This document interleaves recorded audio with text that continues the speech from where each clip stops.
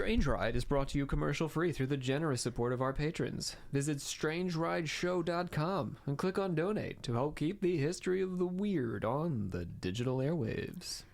Universal's Epic Universe is a brand new state-of-the-art theme park that opened its doors officially on May 22nd, 2025.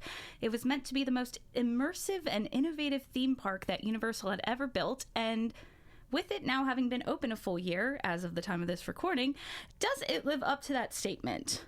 Well, having been to Epic Universe twice now in the year that it's been open, I can confidently say that it is 100% the most immersive theme park I've ever been to. The innovative part we can debate, but nevertheless, it is a solid addition to Orlando's theme parks and might even be my new favorite theme park of all time. However, this is not an episode of just me telling you how amazing the park is and that you should go, and this isn't sponsored, by the way. What I find most intriguing about Epic Universe is that the 2 times that I went were 2 vastly different experiences that really got my brain thinking about immersive entertainment, how it works, and if it's even possible to mass produce it. Clearly, theme parks are the closest we've come to mass producing immersive entertainment, but even so, every experience I've ever had at a theme park has been vastly improved the less people are around. Every experience I've ever had that is an immersive experience has been improved by the less people that are around. How do we keep these experiences immersive while still trying to get the most people to see them and experience them? Well, today we'll be taking a deep dive into Epic Universe and how immersive experiences work on a larger scale. Welcome to Strange Ride, where I tell the smartest man I know the weirdest things I know. My name is Savannah Verrett, and I'll be your guide today, but you're not the only ones going on this ride. I, of course, have the smartest man I know, Rob C. Thompson of Occult Confessions fame. The longer we work together, the harder it is for you to say that with a straight face, isn't it? I did, yeah. I was like, oh, I still say this. All right. It's still true, is it not? No, it's true. Well, she doesn't say the least flawed man she knows, just the smartest. Yeah. Oh, maybe I'll be competing. Yeah, I'm looking forward to this. We do immersive experiences, as you longtime listeners know, and I think I share these opinions about them. They're really challenging to do when you get past a certain number. Yeah, I mean, in case you don't know, because I don't know if we've ever really talked about it so much on Strange Ride. I know we've talked about it on Occult Confessions, but I mean, every year where we work, we do an immersive experience, and it's been a very amazing but difficult challenge every year. And we change how it works every year. So, and I feel like I've definitely found every year that I'm like, I almost hope less people show up because it seems like more people have fun when it's smaller groups. Yeah. But then you know, we want to make money and we want people to see our art and stuff. So it's definitely, it's tricky. It's immersive experiences are really tricky. But I love them. I mean, we both clearly love them, right? Yeah, and we experiment with different varieties, right? Like we do shows now where people don't move, but where we gamify and they participate and do things, and that also is like, you know, a capped experience. We've learned, I think, that after you sell a certain number of tickets, the whole thing just falls apart. Yeah.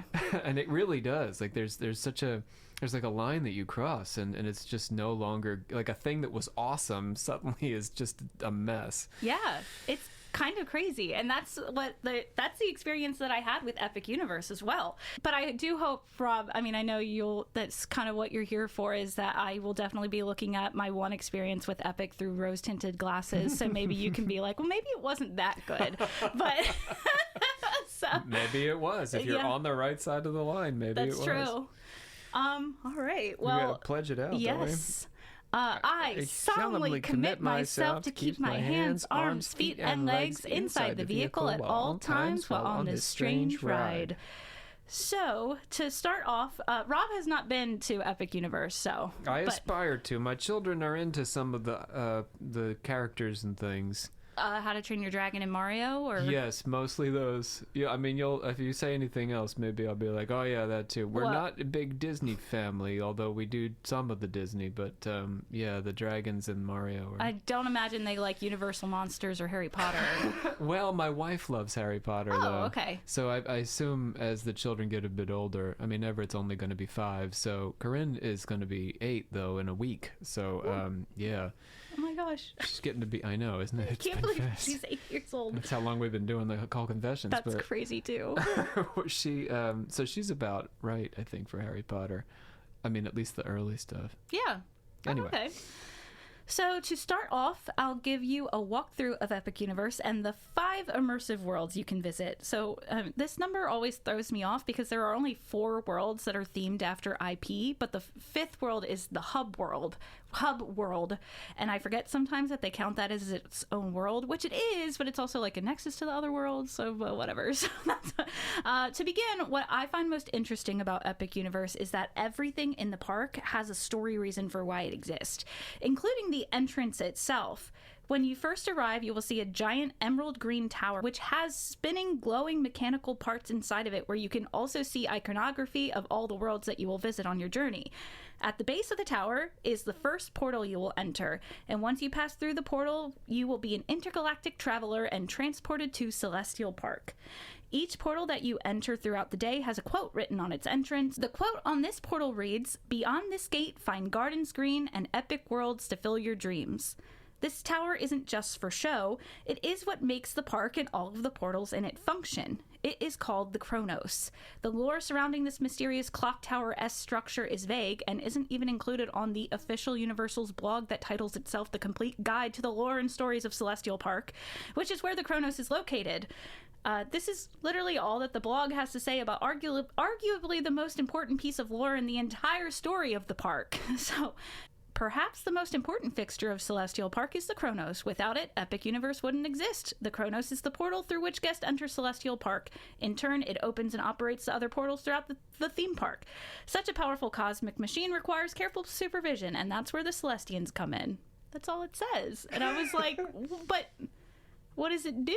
I mean, like, well, how did it get there? I think we don't want to bother. We don't care. I find this also, like, I do a lot of the video game media, right? The cartoons and stuff. They don't ever, like, Mario gets to the Mushroom Kingdom like 10 different ways, and there's never any, like, that's just how it is, and they differ and they don't make any sense. Or, you know, when the Captain N goes through the game screen, or whoever, like, we're always going through the game screen. Just like, yeah, it just happened. Like, yeah, and it is the most important thing. Why was this character called through the screen into this world, or whatever? Why did this pipe appear? Yeah. Yep. Yeah. That's kind of what I get from the vibe of the lore, is because, like, I was reading online and it sounds like Universal, like, takes it very seriously, that they're like, everything has lore in this park, but then their lore is just like, a guy showed up. Well, why is Wonderland on the other side of the rabbit hole, or you know, the Looking Glass Land? Is how does she get through the mirror? Like, we don't ever question that. That's true. The point is the adventure, not, you know. Oh. True. I mean, I'm just speaking culturally. I am. Don't get me wrong. I would love more lore around these things. And when I write about this in the video game stuff, I'm like, look at how ridiculous this is, that there's all these ways of doing the same thing. But yep. And it's also kind of, so I guess maybe if you're not aware, when I'm talking about portals in Epic Universe, as I was reading this, I was like, I don't think I even acknowledged that the park has portals. So instead of like how it works at like Disney World and Disneyland, where it's kind of like you walk and eventually it turns into Frontier Town or whatever, in Epic Universe you literally walk through a portal, and it's decorated and themed after each of the lands, and it's like a tunnel, right? Yeah, it's like, thank you. Yeah, it's like an arch that you walk under. Right, because Disney is essentially a ticketing gate. Yeah. I mean, I guess once you're in the Magic Kingdom, you're saying you move between the things. Yes. And, yeah, there's not. It's hard, I guess, to see exactly when you move from one to the next. But here you have to walk through a literal tunnel. Yes, yeah, you have to walk through a literal tunnel, and it has like these LED screens in it and these really cool sound effects that make it look like you're literally walking through this like portal thing. I think they're really cool. It's birthy.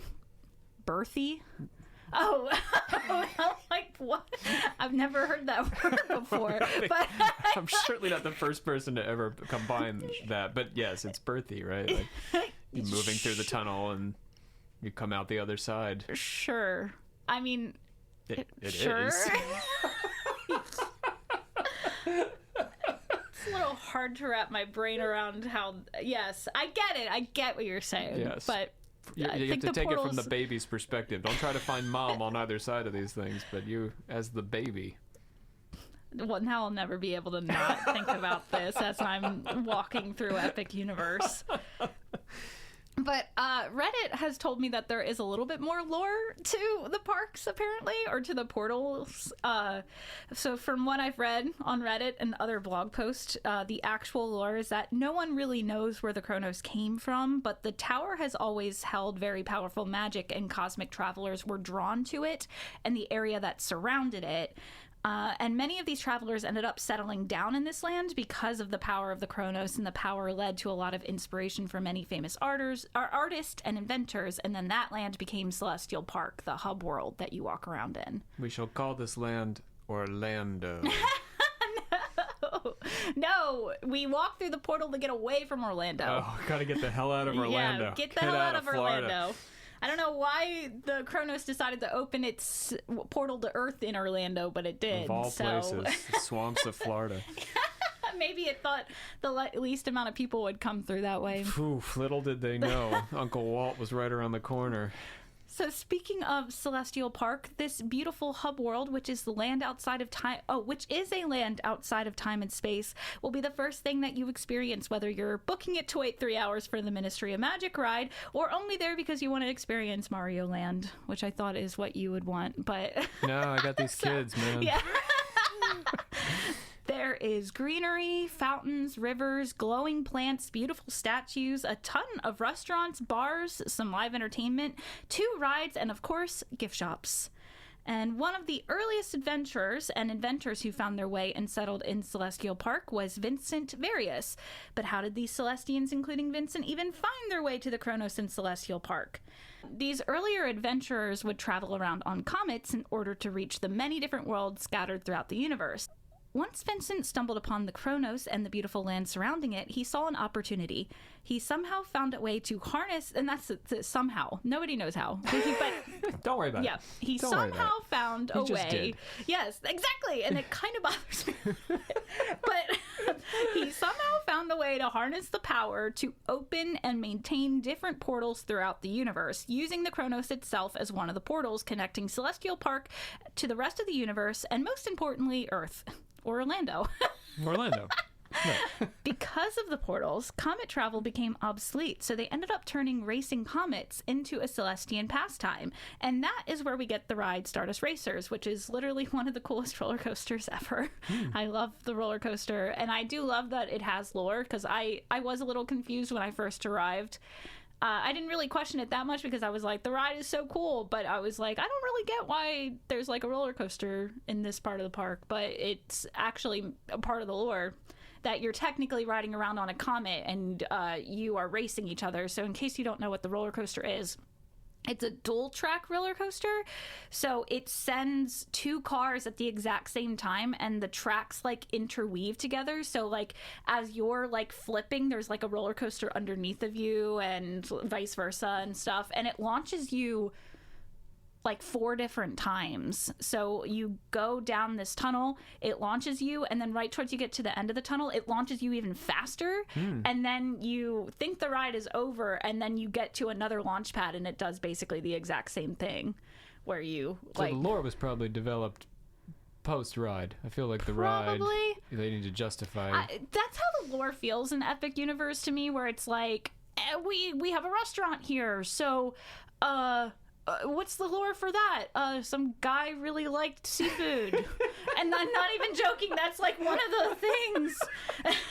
We'll call him Steve. Yeah, like, and then they like put a Christmas shop in the store. I mean, like one of the stores, the gift shops, is a Christmas shop. People love that shit. Yeah, and they were like, so that they did put lore in there. They're One like, of the guys was Jesus. no, they're like, literally, it's the real Santa. The real Santa set up a shop in Celestial Park. Oh, it's nice of him. Yeah. I didn't know. It was like a summer project. No, literally, it's like when he's not in the North Pole, he's chilling in Celestial Park. He's a Celestian. He loves Florida too.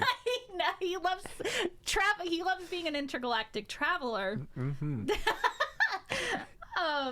So the Celestians, who essentially, so anybody who is working in Celestial Park is a Celestian. So like I'm assuming that like if you tried to talk to one of the gift shop cashiers. Oh, the poor bastards. They would have to say that they're Celestian. Are you probably. a Celestian? Yeah, man, whatever. Yeah. Sure. Can I? That'll be $200. Well, that'll be cash or credit. But I do appreciate that there are like stories and stuff behind it. There is also another ride in Celestial Park, and it's a carousel, but it's called the Constellation Carousel, and it's really pretty. It's this beautiful like dome-like structure in the middle of the park, and the ride vehicles are really neat. I mean, instead of them being horses, they're different constellations manifested. So like a bear, all these different types of things, and they look pretty, and they actually like light up with the like stars, and they have their constellation on them. And the carousel is really interesting because it doesn't just go around in a circle. Like there's little individual circles on the carousel, so the individual circles spin as well as the whole carousel itself spinning, and then on top of that, they lift you up pretty high on them too, which is pretty neat. It's a really, really pretty carousel, and then everybody's like, you gotta ride it at night because it's so beautiful, which I agree. I just didn't get to ride it at night because I'd rather be in the dark universe than riding the carousel. But that's basically Celestial Park. And the next 4 worlds will be simpler to explain, so I promise I won't spend the whole episode going over each section in that much detail. But if you enter through the entrance portal of the park and head over to your left, the very first portal that you will encounter will be the portal for Nintendo Land. The portal's entrance above you reads, "Here we go!" And as you enter the green portal and hear the whirring and the cracking of the Kronos' power around you, you are instantly teleported into the entrance of a Mario warp pipe. There you'll ride an escalator up the warp pipe as you hear the iconic sound of Mario's teleporting, like the blump blump blump, like, and the pipe spits you out inside of Peach's castle. There you'll see graffiti that Bowser Jr. has left behind saying that he stole the golden mushroom and that you won't be able to get it back from him. And once you exit her castle, you are in the Mushroom Kingdom. And I will say that although this land is tight, like it's kind of small, it is incredible. Like you literally feel like you've been teleported into the Mario games, and it's like breathtaking. And almost everything in the land is interactive, so getting to go and actually like punch a mystery block was one of the coolest feelings. And this land features technically 3 rides if you don't count Donkey Kong Country as its own land, which I don't. It's like they're basically together. We saw it within the Mario universe. I mean, Nintendo World is kind of I get it from a branding perspective to some extent, but like Nintendo is so much more than just Mario. Like Mario is their banner character. Yeah. But boy, oh boy, like poor Link. I know. Well, people are saying there's rumors that eventually we'll get. Yeah, once they crank that movie out, the greedy bastards. Oh, that's true. Samus is still going to be on the wings. No, yeah, I don't think she'll ever get any presents. Maybe some merch, but it ain't that's easy it. being a chick in Nintendo Land. No, but.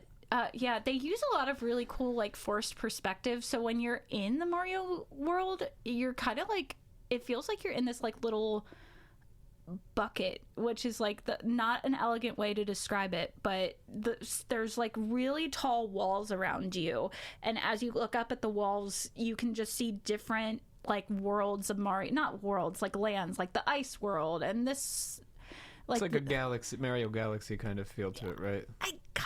Yeah, except you don't like see stars and stuff like that. Like I feel it's more like, I guess I mean the verticality of it, because the old school Mario, this is like sprawling linear experience, huge maps, and all these linear, front to back, left to right kind of things. But when you got to the Galaxy era, the Wii and all this, you were always like navigating up on these like isolated planets or whatever. Right, yeah, I can see that. And they use a lot of forced perspective, and it's so neat. They have like coins and like mushrooms and stuff like that, like Goombas and Koopas walking around up there. So they're little animatronics, and then there's coins that spin, so it literally looks like they're real and stuff. It's really, really neat to look around. But yeah, like I said, 3 rides. So there's the Mario Kart ride. There's a Donkey Kong roller coaster called Minecart Madness, and then there's like a little People Mover-esque ride where you ride in a Yoshi, and it's called Yoshi's Adventure. And now For the little ones. Yes, yeah. It's literally for babies. That's where Yoshi was invented. That's not really true, but no, yeah, because they needed him for you to jump off his back and kill him, so you could make it to throughout the levels, right? I believe the Yoshi game, as I recall, I haven't played it in a long time, but the Super Mario World 2 was one of the more difficult ones actually. But Yoshi is Yoshi's the kid-friendly character. Not that the others aren't, but they are, sort of like middle-aged plumbers after all. Yeah. Okay. I have ridden Mario Kart. I have not ridden Yoshi's Adventure or Minecart Madness. Not for a lack of trying. Well, I guess lack of trying for the Minecart Madness is well regarded, isn't it? Yes, yeah. But that's because and because of that, it always has like a 3-hour long line. Mario Kart was fun. It's not my favorite ride ever. The queue is really cool and immersive. You get to go into Bowser's castle and like you see all this super cool stuff that you've seen throughout your life in real life and stuff. And I really, really like that. But the ride itself, so I think what's really cool about the Mario Land is that clearly Nintendo is really focused on like wanting play aspects, because I used to work for the Lego Group. And when Mario became a theme in Lego, it was a really big thing that Nintendo was like, we want kids to be able to, like, we want video game aspects to that it wouldn't just be a static statue, but that it would do something. Mm-hmm. Yeah. And so I'm imagining that it was the same thing with Universal when they made this land. So like I said, literally everything's interactive. Outside of the queue. When you're in the queue, there isn't really so much to do, but the ride itself is also interactive. You wear these like VR goggle things and you're supposed to play Mario Kart. Like you see the characters in front of you and you have buttons to try and like shoot them with shells and stuff. Mm-hmm. But it was fun, but it also kind of takes away because like you're too busy looking at the computer generated characters in front of you instead of the sets that are literally in front of you. The dark ride aspect is lost. Yeah. I mean, that happens in Disney too with the Buzz Lightyear and all that sort of stuff. No, that's true. So like, so I'm not like knocking it. I'm just thinking like, I feel like the next time I ride it, I probably wouldn't pay as much attention to the VR things because I'm like, I feel like I missed most of the ride because I was too busy looking. I was too busy like, I need to get a high score. Yeah. I mean, I would be too. Yeah. It's sort of designed that way. Uh-huh. Once you leave Nintendo Land, you keep heading to your left through Celestial Park towards the Helios Hotel at the back of the theme park. You pass the Constellation Carousel, and the next portal you will come across is the Dark Universes portal. Above you, as you enter, the portal reads, "It's alive! It's alive!" This is like the most fundamentally universal thing, right? Yes. The movie monsters. Because the rest of them are sort of like, I mean, Nintendo in particular is a Japanese, Yeah. Like... Well, and then I guess Harry Potter, I guess, isn't a Universal movie. Oh, I don't know. I'm open to the possibility that it is, but it's such a self-contained thing. Mm-hmm. You know what I mean? The monsters to me feel like, because that's what Universal sort of used to be, was this movie magic kind of place. Mm-hmm. So, well, and I also think it's interesting, and I feel like I want to make a strange ride about this eventually, but the Dark Universe title is not something that they came up with for this theme park. It was actually when the Avengers became like a really big thing, everybody wanted to have a movie universe. So Universal was like, we can do that. What characters do we own? Universal monsters. We'll make the Dark Universe, and it'll be our movie universe. And they made a reboot of The Mummy, mm-hmm. and The Mummy was a lady, and Russell Crowe was in it. Brendan Fraser and Russell Crowe. Yes, Brendan Fraser was not in it. Oh, it was Russell Crowe. I remember it was a woman was the main. They made it. It was a pretty cool video game. Oh, well, actually, I actually never saw the movie because I'm such a big fan of the Brendan Fraser Mummy series, and I was like, I don't want to touch whatever this is. Yeah, I know what you mean though. And I played the game, so then I did watch the movie after the fact. The game is really well recorded. Oh, it's really well liked. Yeah, but it's so silly because after the movie ends, there's like an after credit scene where Russell Crowe apparently goes to the Mummy and is like, I'm making a team, and is like he's gonna collect all of the Universal monsters and make a team with them or something. Wow. But yes, I do remember this. Yeah, but then they don't follow up with it. No, well, the movie did so horribly, and people were like, "That's the dumbest idea ever." They never continued. Did well. Okay, well, the game did well. It was called The Mummy Returns, something like this. Anyway, I don't know, because I feel like that's the sequel to the Brendan Fraser Mummy, and I did play that game. That was a really hard video game, but. I like the Mummy movies are like some of my favorite movies of all time. But yeah, so they adopted the name The Dark Universe and put it here in the park, so it didn't go to waste, which I think is kind of cool. I think it was just called The Mummy. Tom Cruise was in it. Oh right, yeah, Tom Cruise was in it. Yeah, how do I not remember this? Courtney B. Vance, yeah. I remembered Russell Crowe before I remembered Tom Cruise. Yeah, how about that? Well, his character is so funky.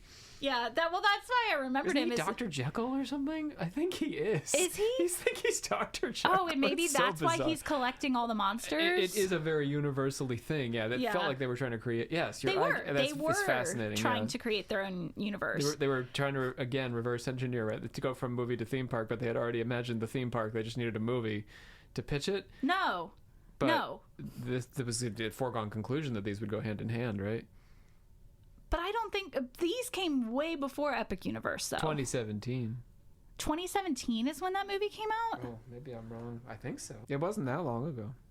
But 2017. The movies are not correlated to the theme park at all. We were 2 years out from COVID there. Maybe. I don't know. I couldn't tell you, but either way, they did not go the route of the movies. Yeah, because the movie didn't do well. Yeah. But if it had done well, they had everything planned out for themselves. Oh, no.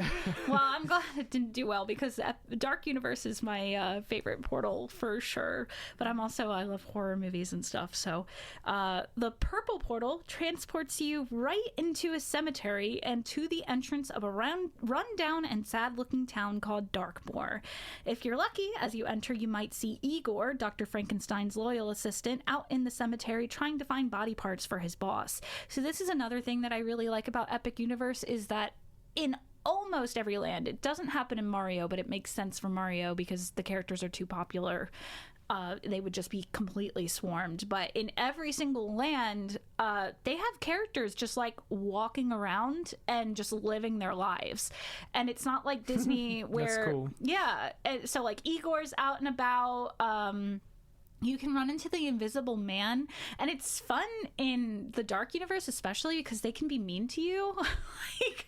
It's not like Disney where they have to be all smiles and stuff like that. Like the Invisible Man, I've seen videos of him where he literally like looks at a dude and is like, "I hope you die." It's like, what the fuck? It's awesome, but it's so ridiculous. I mean, they are less of like these iconic like Mickey Mouse sort of things. Yeah. And Nintendo did the weird thing where they don't use humans, right? Like the humans are inside giant they're mascots. Costumes. Yeah. And the mascots do talk. But they're obviously like pre-recorded voices and stuff like that. It goes back to the Ice Capades. They did this at the Ice Capades. 1989. Anyway. Yeah, I don't know if we've talked about it on Strange Ride, but Rob is like knows everything about Mario. So. Not everything. 1989. I stop at 1993. So yeah. Whatever happened after that. Nintendo fell apart is what happened until the Wii. So as you enter the town of Darkmoor, you will see a well that is spewing mist with a reddish tint to it. You also see shops, including an apothecary shop owned by Dr. Jekyll. There he is. Yeah. See, I told you. No, he was there. There's also an entrance to a restaurant. And then, of course, what catches everyone's eye right away is Dr. Frankenstein's manor in the distance. And the manor features the main attraction of this land called Monsters Unchained, the Frankenstein Experiment. And I think that this is my favorite dark ride ever. The other attraction that is there is in the forest besides the manor. I say forest with like finger quotes. Is it like a Wolfman area? Yes. There you go. Wow. See, yeah. I could plan this. It's the Wolfman. they have a roller coaster for the Wolfman. Oh, okay. It's pretty neat. It like spins as you're on it and stuff. It's really strange. I guess werewolves go pretty quick, but I might have gone vampire on a roller coaster. What with being up in the air and all. Well, Dracula's a really big part of the Monsters Unchained ride. Oh, I see. So Can't have him twice. No, especially because that would break the lore of the land. So I think the idea is that, you know, monsters were running amok, and then so it's Victoria Frankenstein, not Victor Frankenstein. That because feminism. Yes, but Victor Frankenstein is still a character. Victoria Frankenstein is his like great granddaughter. So to bring us into the present. Yes. Feminism. And also, men don't go to college as much, so how many are possibly capable of assembling Jupiter a monster? To get more stupider, and girls go to college to get more knowledge. Yes, you cut me off there, but that's what I was gonna say. So I fucking love this ride. I love this ride. So you are invited into Dr. Frankenstein's manor. And don't call it a castle because you will get yelled at, because I called it a castle to Igor. Igor and I were talking and he was like, what do you plan to do today? And I said, I'm going to go to the castle. And he said, no, you idiot. It's not a castle. It's a manor. I love that. And he was like, if you start calling it a castle, Dr.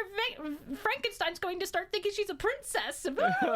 Like, I felt so stupid with my experience talking with Igor. I meant to talk about this later because I go through my day, but I'll just talk about it now since I'm talking about it. But Igor became like super popular on TikTok. So like me and my friend Rachel that I went with, we were like, we have to go talk to him. And it was the guy, like multiple people play him, but there's like one guy that everybody's like, this is the best Igor. And it was that guy who was him. And we were like, oh my God. So I'm an actor. And I was like, well, I just want the character to talk to me. So I just walked up to him and I was just like, how are you doing today? And he said, that's a stupid question. And he was like, and he turned to Rachel and he's like, are you with her? And she's like, yeah. And he's like, well, stupid questions like that are going to get you killed in Darkmoor. And then he's like, come with me. I'll show you what I was doing. And he like walks me over to this part of the park. And then he's like, what did he say? He was like, do things look different in the daytime than they do in the nighttime to you? And I was like, the question was so stupid to me that I was just like, yeah. And he was like, you don't know the difference between night and day? And I was like, I don't know. And then he told me this whole story about how he was like in the graveyard, like trying to find body parts, and then he tripped and blah, blah, blah. And he like went through this whole like Three Stooges skit all by himself. It was amazing. Cool. We talked to him for like 10-15 minutes. Wow. And he was so entertaining to talk to. And then he asked me what I was doing, told me I was an idiot for calling it a manor. Calling it a castle. That's a whole thing, though. I mean, it's fascinating, the 10 to 15 minutes, but, you know, I also enjoy watching theme park reviews and stuff on YouTube, and like the Mickey stuff, right? I think Defunctland did about like, you know, the animatronic Mickeys and the photo experiences and all this, and how scripted it is, like how they train to be able to move you in and out. So get you in, have the experience. How do you, like, there's a script to get rid of you when they're done with you. But this guy just sort of was like, oh, well, I guess if they're down for it, I'm just going to do a whole song and dance for a while. Literally. He just hangs out there and just talks and yells at people. And it's just the two of you. But there were other people around. At first it was just the two of us. But it wasn't the like, three of us. A street corner in Paris. We don't have this huge group watching a unicyclist juggle. No. Eventually, it did kind of turn into that a little bit because more people did gather. But then he just went off. The guy is amazing at improv. I feel like they all are, but like I didn't get to see any of the other ones. I only saw him, and he's amazing at improv. Gotta be. It was awesome. It helps you. It makes the world feel more alive. It's really cool. Sure. And then as we were walking towards the manor, the invisible man was just staring at us, and I said hi to him, and he I could tell that he was giving me a death glare underneath of all of his bandages. But yeah, so anyway, I think the idea of the land is that the monsters were running amok, and Dr. Frankenstein was like, I can fix this. And she captured all of the monsters and is slowly doing some sort of like mind control thing to get them all under her control. And she's officially done that except for one monster. There is one monster that she can't get under her control, and can you guess what that is? Who that is? Would have to be Dracula. Yes. Yeah. She can't get Dracula under her control. Sort of go the other way with him, right? He's the mind control guy. Yeah. And that's probably part of the reason why she can't. And so she invites you because she says that she found a way to control Dracula. And so she will finally finish her experiment, and she's inviting you to come see that. So you go to the catacombs, and you're in this weird, like... It feels like one of those drop tower seats. That's what it looks like. But it's on this arm that leans you in multiple different ways. Like, you'll be laying on your back at some points. You'll be, like, floating and, like, looking straight down at some points. It's a dark ride, though. It's not a thrill ride. No, it's not a thrill ride. So you go down and you are watching the experiment, and you actually pass by a couple of monsters, and you see how they're, like, under her control. And, of course, Dracula breaks out. And once he breaks out, he breaks all the mind control. So now every Universal monster is in this catacomb and is trying to kill you. Classic Dracula. And it's awesome. And it's so cool. But there are so many animatronics in this ride. There are hardly any screens, and almost everything is an animatronic. That's awesome. It's so cool. And how do they feel keep like... it working? I Good don't know. Lord. I don't know. Because almost every single time I've ridden it, there has been nothing broken on it. And it's amazing. And there's like this one part where the Wolfman like jumps down on top of a body, and it sprays you with water as if like he sprayed blood on you and stuff. And then there's this one part like Dracula jumps out at you, and like you swear that you could reach out and touch him. He's that close to you. It's so cool. It's the coolest ride ever. So everybody just needs to go ride it. Oh, and then there's also the Burning Blade Tavern, which is the windmill from the original Frankenstein that he like burns in, and it's a bar, but the windmill will actually catch on fire every so often. And that's cool. It's really cool. So if you exit the Dark Universe and keep going to your left, you'll pass the Helios Grand Hotel, and you'll eventually make your way to the third portal on our trip to different worlds, the Ministry of Magic. So this is the Harry Potter one. Entering the portal above you reads, "For in dreams we enter a world that is entirely our own. And as you pass through the blue portal, you are teleported into the wizarding world of France." I'm not joking. France is a magical place. I've been there. It's lovely. People are far friendlier than they're given credit for.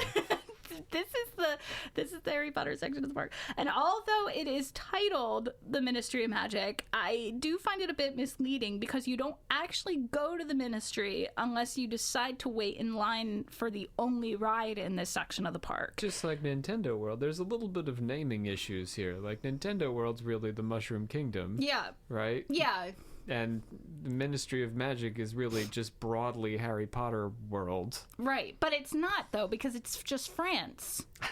I mean, I swear to God, I'm not even joking. It's so...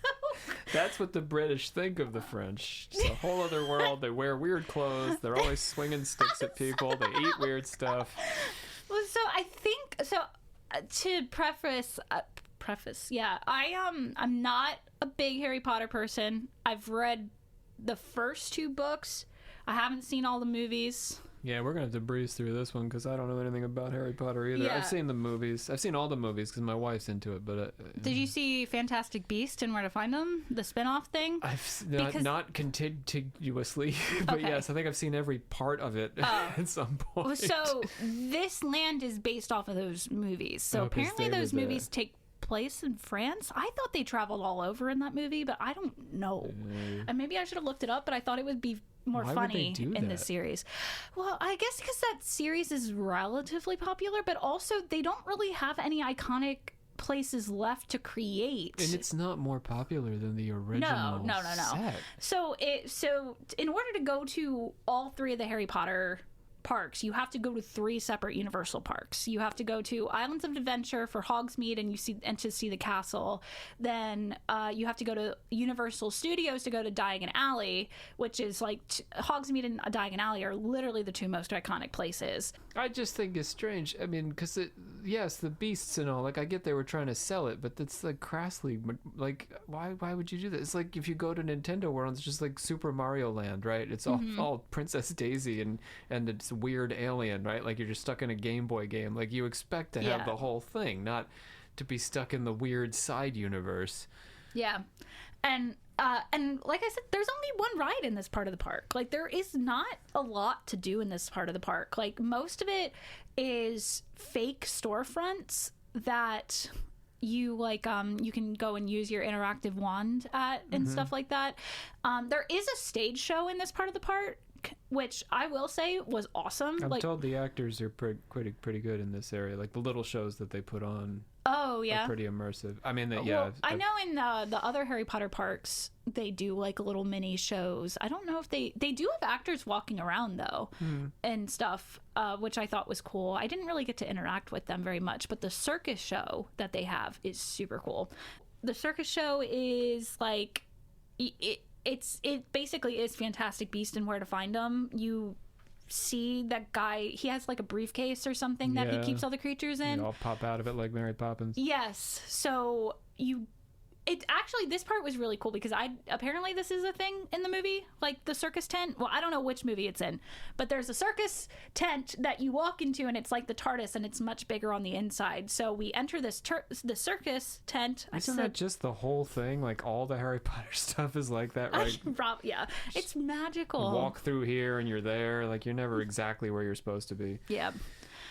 And you walk through a tent that keeps going and going and going until you make it to this big room, and then there's this really, really cool pre-show that has this really neat effect of this creature popping out of this briefcase and stuff, and it looks like a monkey. I think they called it a demiguise. Cool. It was cute. But the show Exit through the gift shop. It is really cool because everything is puppetry. So that's neat. Yeah, and the puppets are really, really neat, and the performers I thought were really cool. So I did enjoy the show, even though I know practically nothing about Harry Potter. And so the ride itself is actually interesting because, well, one, the queue for it is actually pretty intense. Because you have to use the flu system, which is like their teleportation system in the Harry Potter world, to get there. So when you're waiting in line for the ride, you're waiting in line in the like subway, and then you get to the flu system and you walk through it, and there's like a puff of smoke that happens, and then you walk through a tunnel that looks like it's like magically teleporting you, and then you make it to another door, another puff of smoke, and then you're there in the Ministry of Magic, which is really cool. It's a really, really neat effect. But the ride is also interesting in that it's the first Harry Potter ride that I believe is technically canon and is a new addition to the Harry Potter lore. So it takes place after the stories of the book at the trial of Dolores Umbridge, who is the pink lady who like takes over the school for a little bit. Now, I don't know what she did other than support Voldemort, which is bad enough. So, but She's apparently, pretty mean. I've been told that she deserves whatever mean lady she gets. But all I know is that I mean, she supported Hitler, so she deserves to go to prison. So I'll get into the ride later because I have a lot to say about it. Okay. Yeah. Exiting the Ministry of Magic and keeping to your left, you'll pass Stardust Racers. But if you keep moving along to our last portal on this trip, this is the one that leads to the Isle of Berk, aka the How to Train Your Dragon Land. Above you as you enter the orange portal reads, "We, my friends, have dragons." And the portal instantly teleports you to see the iconic island of Berk towering high in the middle of the ocean. You pass by a rock that gives you a little synopsis of how the island came to be, and then you have plenty of room to explore.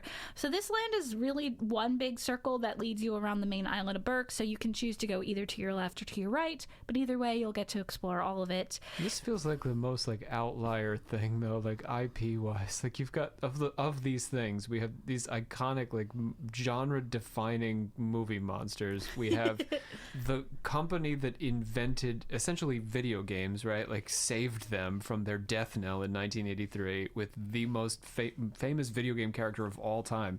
And we have Harry Potter, which got children to read, right? Like, these are like huge, like international, global, and then it's this Netflix project.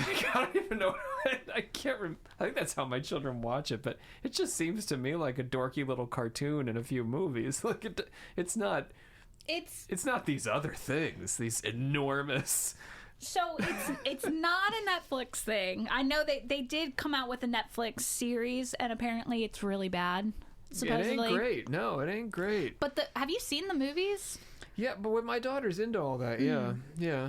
They're fine. Yeah. I do agree with you. I really like the first one, and I don't really remember much about the second or the third one. But people in my generation love these movies. Love them. I guess I'm open to that. I'm just thinking like Harry Potter, like 11-year-olds stayed up till midnight to, see the movie, you know what I mean? Or get the book. Like it was so culturally or when I was a kid, of course Mario, but like just like totally arrested the culture. It's not true of these. I think personally, because this is the land that is 100% oriented towards kids.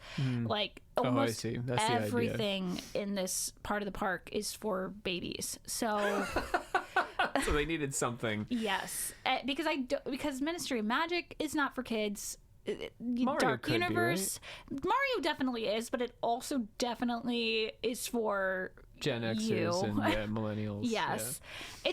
But it is for both. Like, kids will love it, and there's so much to do and play with and stuff in the Mario Especially Park. with the movies now, like, he's been I see children all the time in Mario gear that you didn't see 10 years ago. No, but it's also not just for kids. Whereas How to Train Your Dragon, it's not just for kids, but they definitely went all out, like, this is the kids section of the park. Sure. There's an actual literal playground in the park. Imagine that. I know, right? And they have this, like, flying ride where it's like you sit in a seat and it flies you around really high up in the sky, and it has wings so you can control which way your seat is like tilted and stuff. Then there is also a ride called the Fire Drill, which is one of those rides where you ride it just to get soaking wet. Because kids love walking around in soaking wet clothes. Oh, yes. And then it does have a roller coaster called Hiccup's Wing Gliders, which is actually such a good ride. It is such a good roller coaster. I love it. But it's definitely like it's a kid roller coaster. Not for babies. That one's not for babies. But it skews younger is what you're trying to say. Yes, yeah. It's definitely like a good first roller coaster for a child. I don't know what I would have picked. I'm open to I just don't think it's as big. Like next to the Wolfman and Dracula, like it just doesn't seem as big.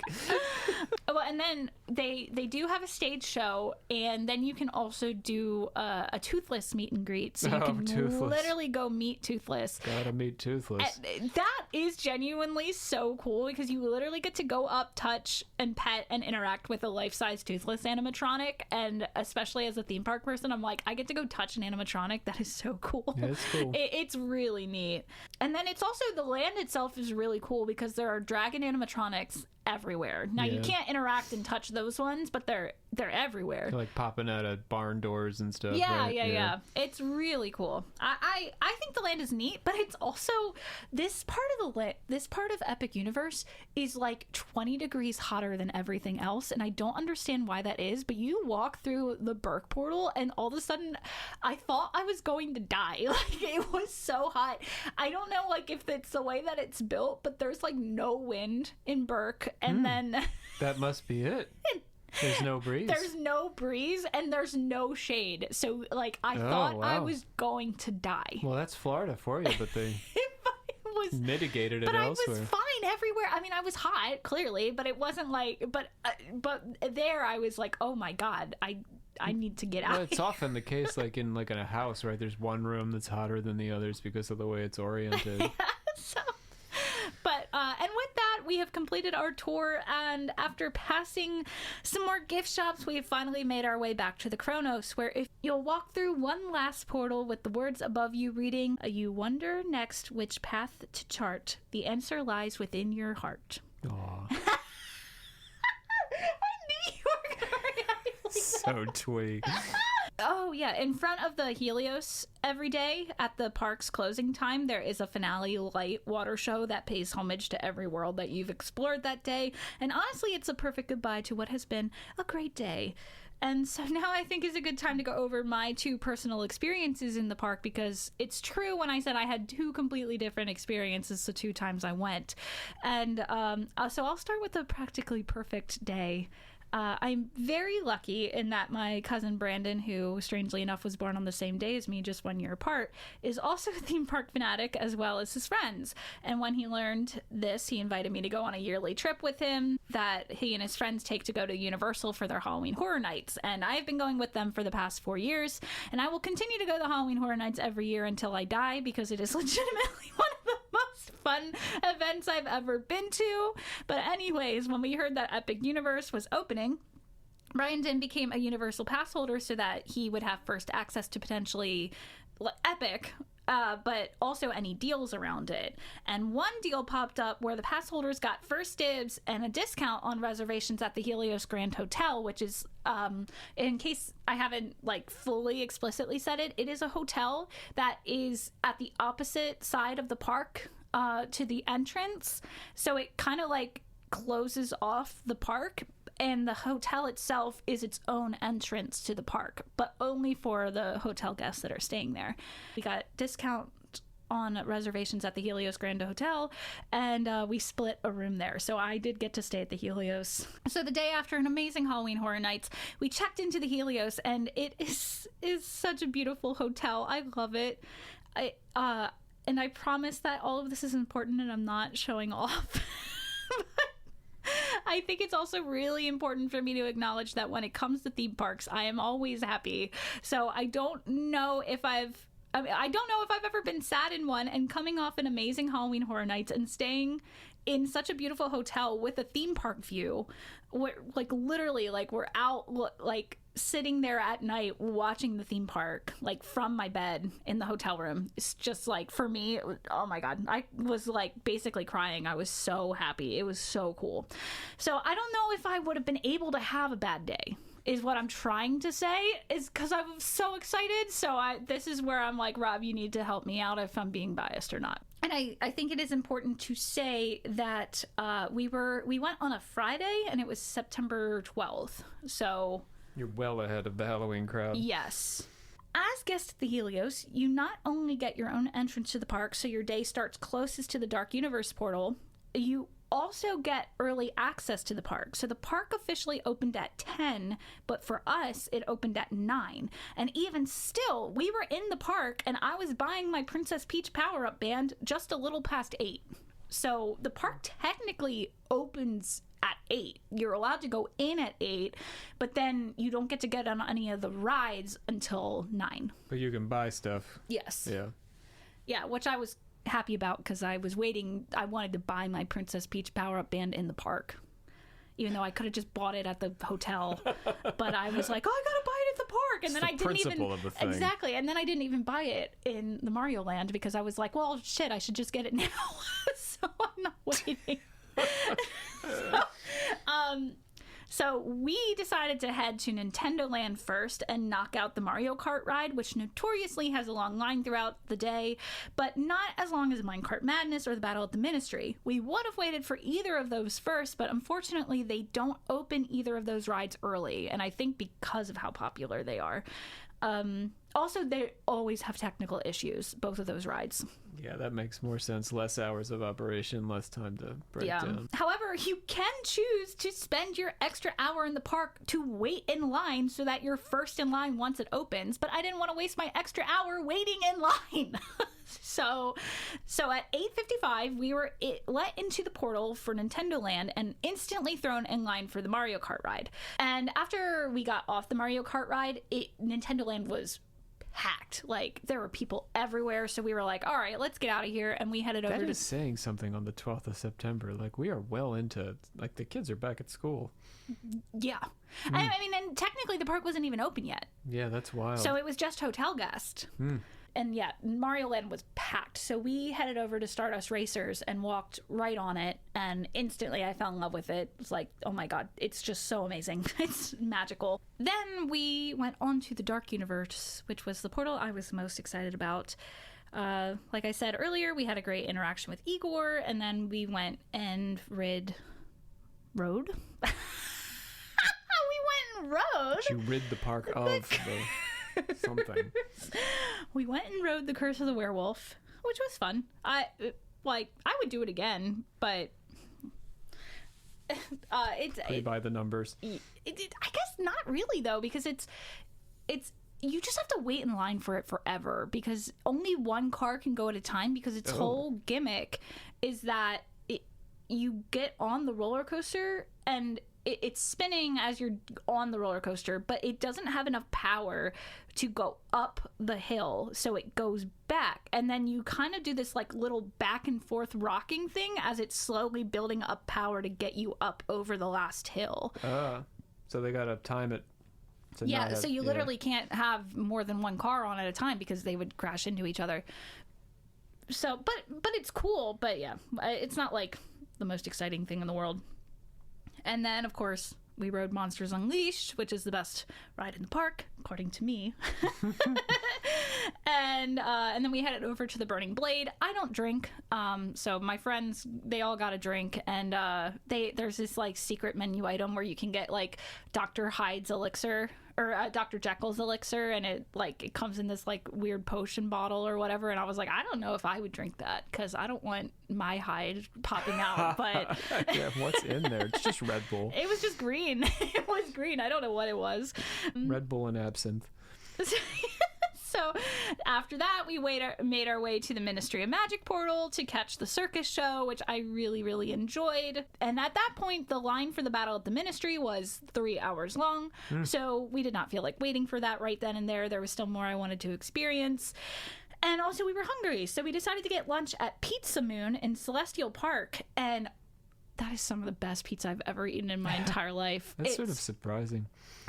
What? Well, it's Florida in the first place. Yeah. Yeah. Well, and the theming for it is really cool. The logo outside is a reference to the first movie ever made, The Moon, with the man in the man's face on the moon, and then the rocket lands in his eye. Yeah. It's like a pizza face, and it has a rocket in his eye, and so like everything is like space kind of themed. It's like space/circus themed inside of it. It's really strange, but it's cool.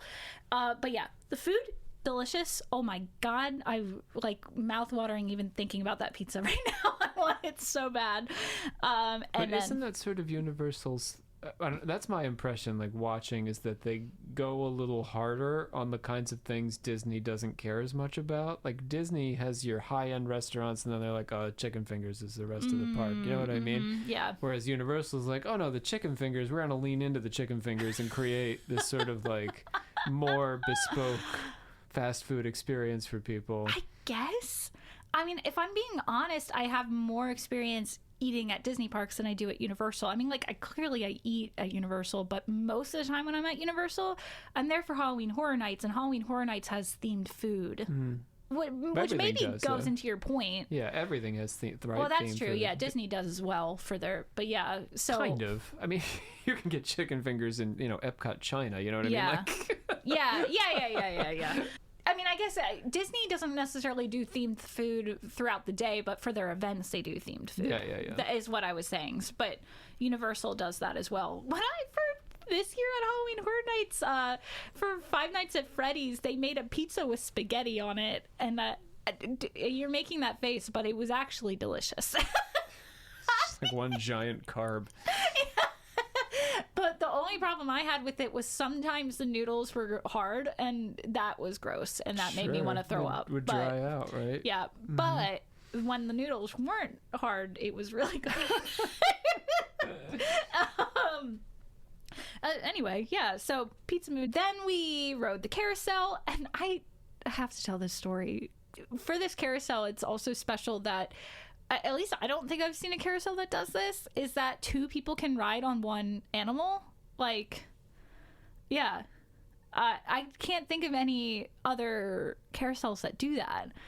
And so we waited. You can always ride with your kid, or the little kid. Yeah, no, but it was like adults. Two adults could get on the same. And so they have this guy with an iPad at the front of the line, or like when you're about to get on the ride, and he like marks off so he doesn't accidentally let in too many people or whatever. Because if two people are taking up only one thing, then like he can let more people in. And so he asks our group. He's like, okay, how many people? We're like 4. And he's like, okay, so all like 2 couples riding together. And it was our friends who are a couple, so they're like, yes, we'll ride together. And then me and Rachel were like, No, we would like our own. We're not a couple at all. And he looks at us, he looks us up and down, and then goes, oh, okay, so one couple and two situationships. And I was like, whoa. What the fuck? I was like, am I in the dark universe? Is this guy? And it's like, part of the bit. Why the fuck did he clock me like that? I don't know. Just what the hell? But yeah, so watch out. This Universal employees are not afraid to talk shit to you. I loved it. It was great. But also, like, what the fuck? So yeah, but the carousel was cool. It was fun. It replaced like really pretty music while you're riding it too. So then we went to the Isle of Berk, where we mostly wandered around to look at all the dragons, and me and my cousin Brandon did end up riding the fire drill because of the heat. It was so hot, and honestly I dried off really quickly. But fire drill is lame. It's a lame ride.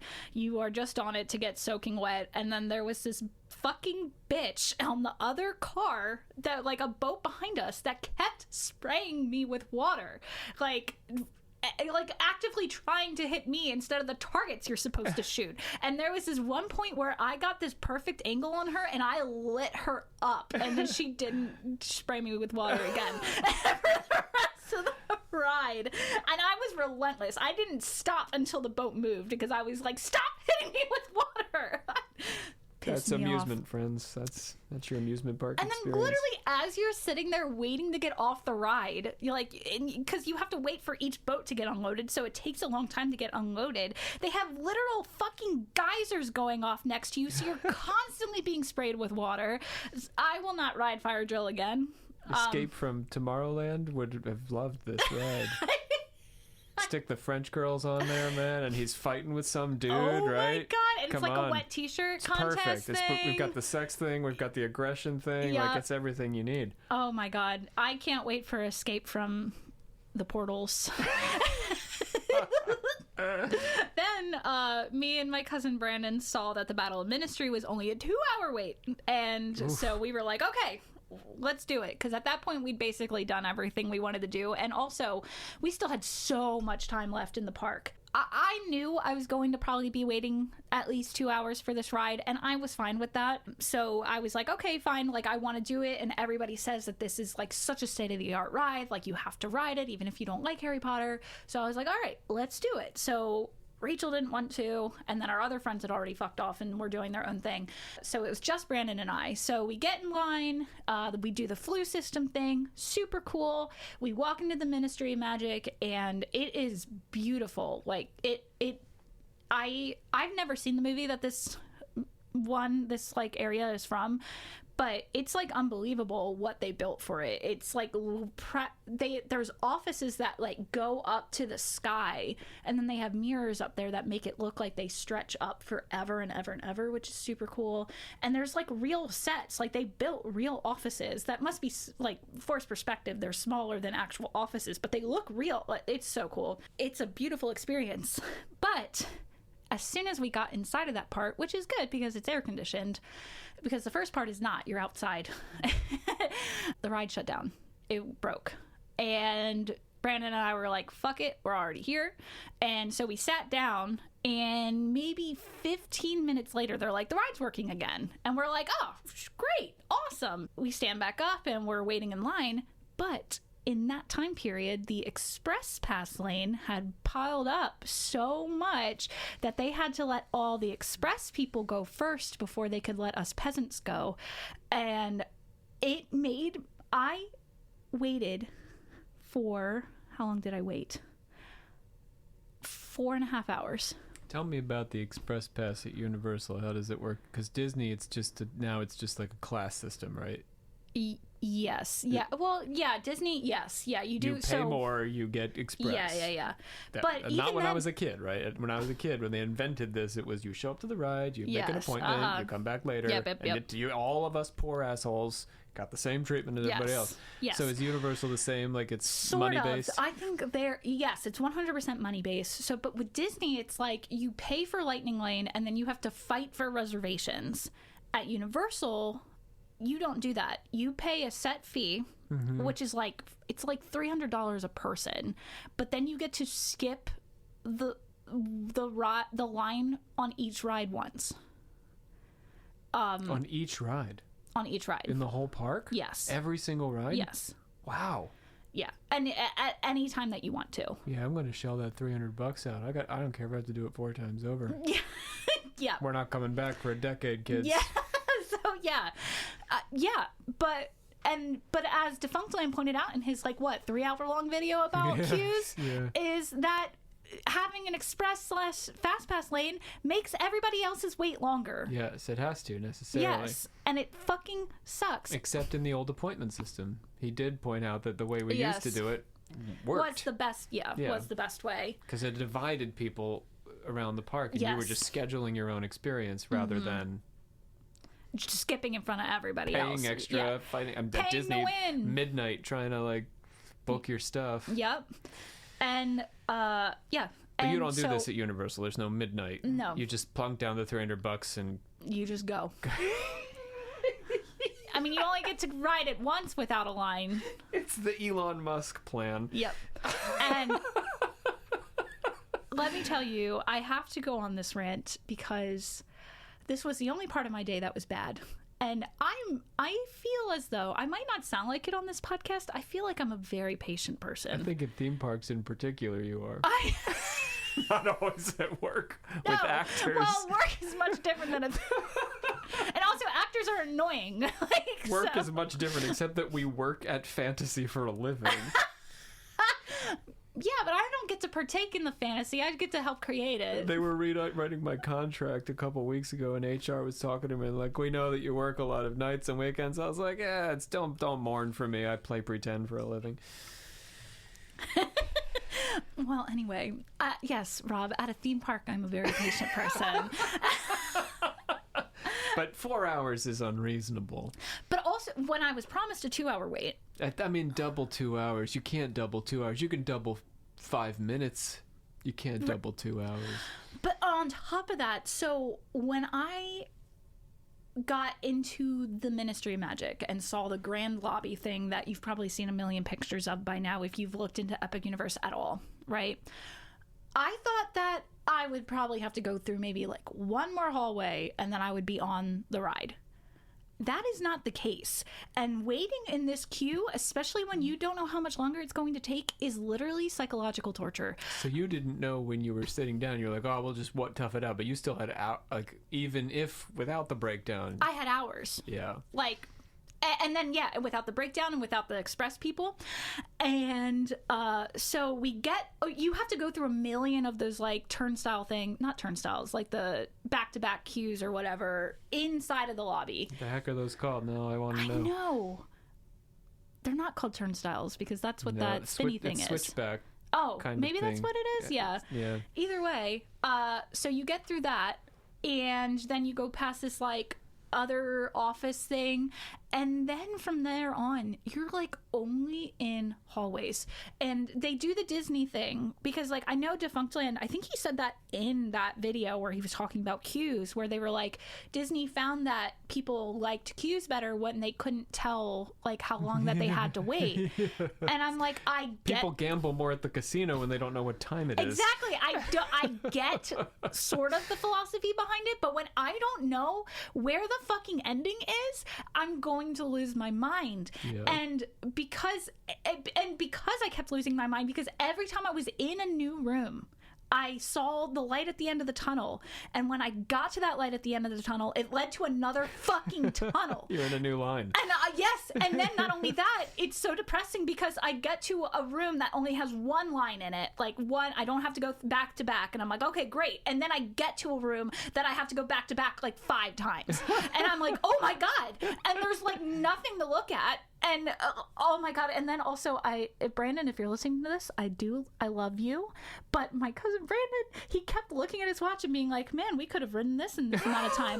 Man, Rachel's ridden this ride this many times. And I'm do you want to leave or not? Because I can't do this. I thought I was going to lose my fucking mind. I was so angry. I was having the worst time, and every time I entered a new room and we were not at the ride yet, I thought I was going to fucking lose it.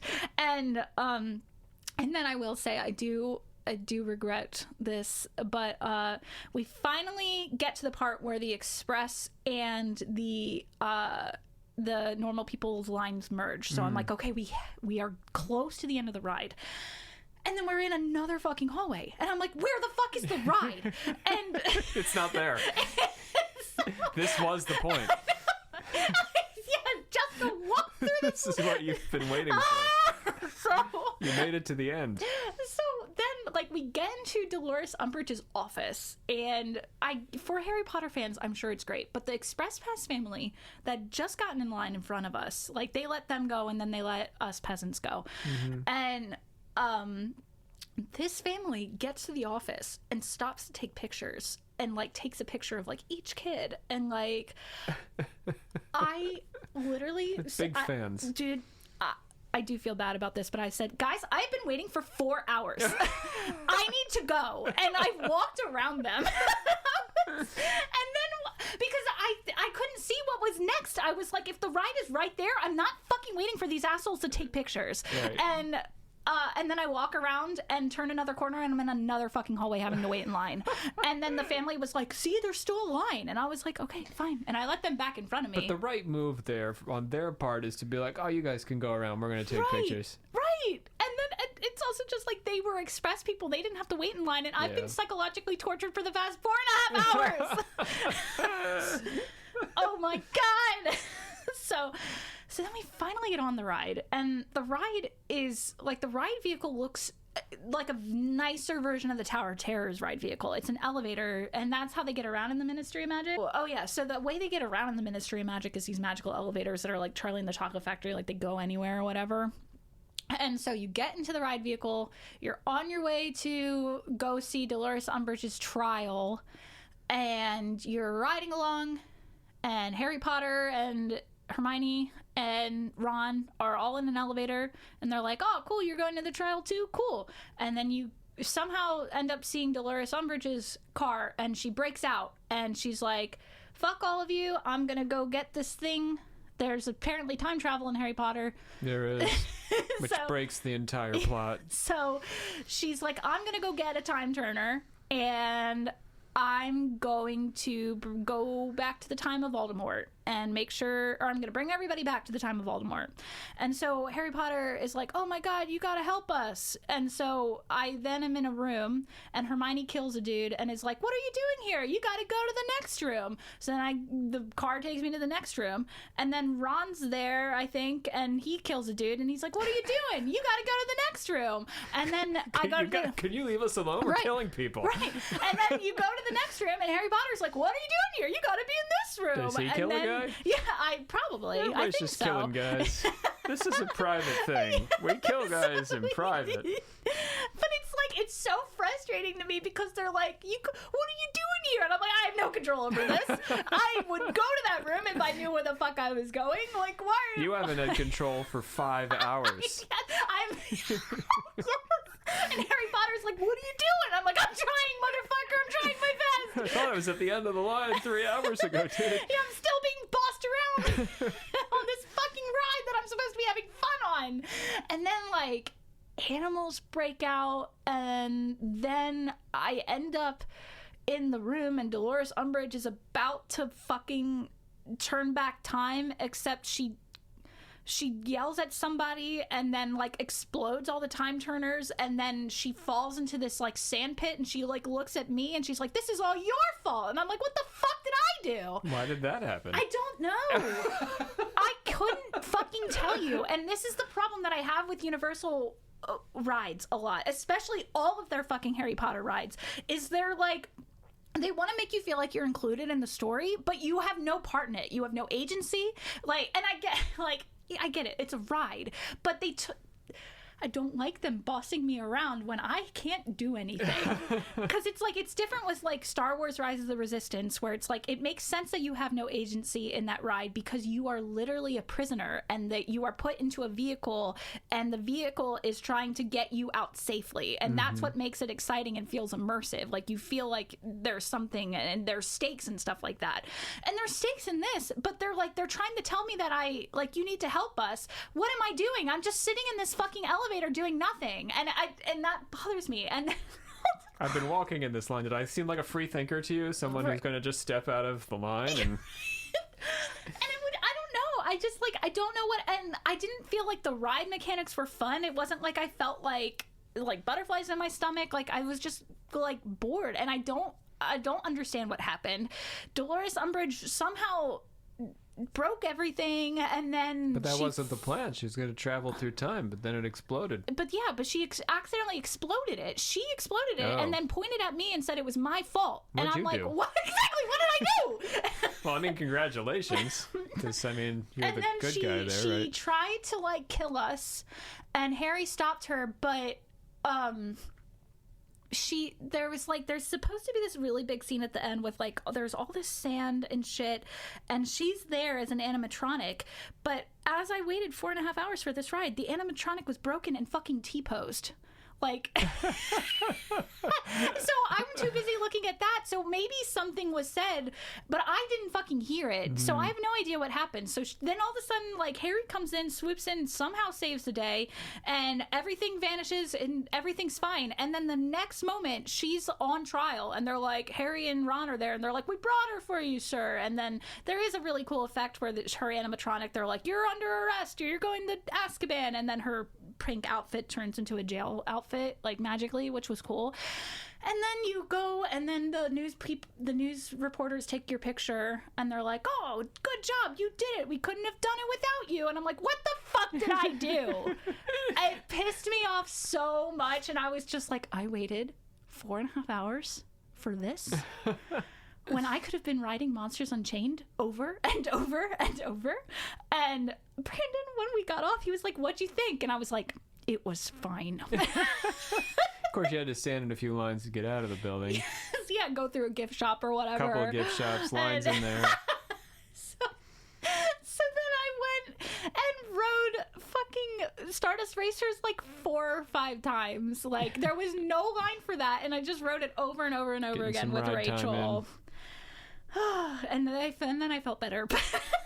I'm still fucking pissed off about that wait.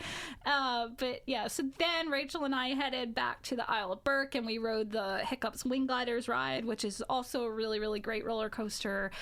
And then this is where I feel like I had the most immersive experience, and something that really made me realize, like, what the thesis of this park is. The park encourages you to wander and to explore. And I did feel that all throughout the day, but in the beginning of the day, my day was more pressured by me being like, I need to experience all the rides that I want to experience. But once I experienced all the rides I wanted to experience, I still had hours left in the park. Unfortunately, Ministry of Magic ate a lot of them, but then I just wanted to explore. And so Brandon and I went to the Mario Land, and there was, like, I mean, there were people there, but it was not very crowded. The crowd had died down. Yeah. Maybe there's a line on the ride being open, like you said, at 9 a.m. Maybe that's what draws people in. And then they think everybody's got the same plan. Oh, well, the other lands will get there when they're open fully.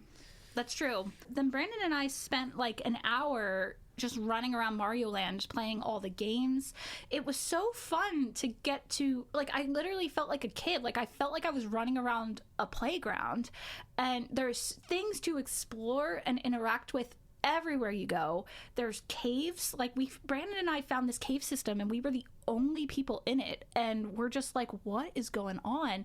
And we're like playing this game where he's like freezing Goombas and stuff, and then all of a sudden we find like a mushroom that is the one that shrinks you, and we keep walking through the cave, and now everything is gigantic around us, and we're like tiny, and there's like a giant mystery block above us that we can jump and hit and stuff. It's so cool. And then even in there's a game that you can play. So as I bought the power-up band, and if you get the power-up band, you can play these other mini games that are scattered throughout the park, and you play them in order to get keys so that you can break into Bowser Jr.'s lair. And so the one game that we play, you have to get 3 of them, but I think there's more than 3 games, whatever. But in the cave one, that game was so fun and so difficult. There was a bomb, and he blew up the key, and so then you had to run around the room, find the pieces of the key, tap them to bring them back to the center, and then you had to put the pieces of the key together like a puzzle piece. So Brandon's on the left side of the room, I'm on the right side of the room, and we're like running, and then he does it 3 times, so then you have to like, you put it together, and then he blows it up again, and you're like, and you gotta like do it again. It was so much fun. And then there was this other game where it's like a piranha plant, and like there's like bombs or something, and you have to go and you have to stop the bombs from blowing up, and you have to literally run to the bombs and like beat this thing to get it to stop. And it was just so much fun. We were just having, oh my god, it was just like such a blast. And I really felt like I was in a video game. Like I felt like I was in a theme park. And I don't really know if I've had an experience in a theme park where I was just encouraged to go and explore. I feel like every theme park I ever go to is like, we got to ride these rides and we got to do this now. Whereas at Epic, there isn't as many rides, so you get to kind of just like wander, and they focus on the immersion of it. And I really love that, and really got to experience that once I got over the whole like, I got to ride the rides that I want to, because I still had so much time left in the day that I was able to do that. And oh my god, it was so much fun. And then going to fight Bowser Jr. is really fun. You get into this like battle arena with all these other people, and there's this like full body scanner thing where you like see your shadow, and it's like Mario. You have to jump, and then your shadow jumps, and then you have to duck, and you can like punch and shit. And so we defeated Bowser Jr. We got the golden mushroom back for the Mushroom Kingdom. And as we were leaving, Brandon and I were the last people in the room, and so like it's like this big circle, so like you enter, so we were the last people to enter, so like we had to wait in a line to leave, essentially like a big curve. And as we were leaving, we were the only people in the room. This worker who runs the thing looked at us with the most sincere voice and said, "The Mushroom Kingdom will never forget what you did for us today." And that's awesome. It was awesome. He sounded so genuine and sincere. I thought, oh my god, it was amazing. That made my entire day. And then you get a letter from Princess Peach being like, you did it, and whatever. So then after that, we didn't have as much time left in the park. I went and rode Monsters Unchained again and again. And it was so fun exploring Darkmoor at night. It's so pretty and creepy. And then I went and rode Stardust Racers one last time because it lights up all pretty at night, so I had to do that. And yeah, and then that was the end of my day.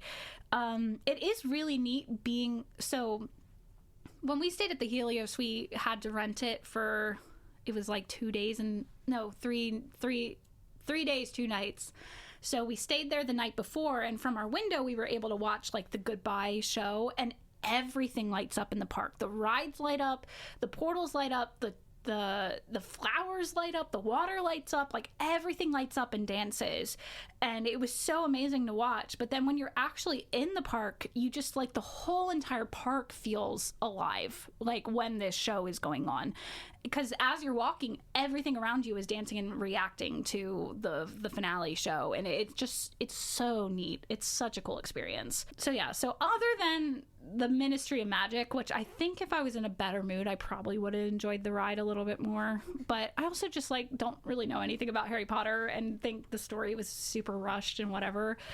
So, but other than that, like I had an amazing day. Like, I did spend some time also in the Harry Potter part, like with a wand, playing with the windows and stuff, and that was fun. The windows are hard. It's hard to do those things, like, because it's like you gotta wave your wand like this, but then like if you don't point it at the sensor correctly, then it doesn't go off. So like I'm sitting there like Aventus, and then nothing's happening. Like I don't understand what I'm doing wrong, but it was still fun and immersive, and I really felt that pull to like go and just explore.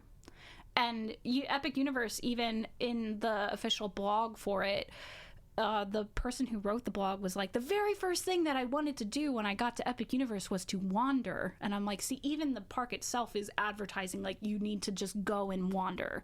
That's what it wants you to do. But it's also cocking up its own plan with these rides. Yes. Yeah, that just create choke points that are classic old school theme park.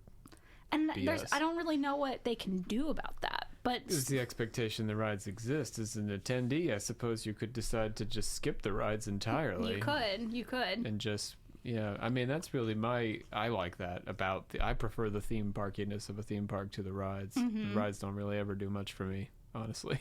I'm always like, all right. The thing moved its head slightly to the left. Yeah. And I don't, but roller coasters, yeah, it's such a manufactured, like, fear, right? So, but I like the immersion. I've always liked, the different immersions way back when, you know what I mean? So, yeah, the rides create those choke points that can really, 4 hours is not nothing. No, it's not. Especially when, like Fontaine said, time becomes a currency in a theme park. It is, so, yeah, it is. It is. So now, and I'll do this a little bit faster. I made a list of my not so great day at Epic Universe. I mean, don't get me wrong, I still had a great day, and so did my grandparents who I went with on my second trip, but that's because I already had a full day at Epic Universe. I know that if this was my first trip to Epic, I definitely would have been disappointed. And we went on a Saturday, the first weekend of May. My grandparents and I drove from their condo that is not in Orlando, so we didn't get to the park as soon as it opened, which I didn't have a problem with because I knew my grandparents wouldn't want to do everything in the park anyway, and like we would have plenty of time.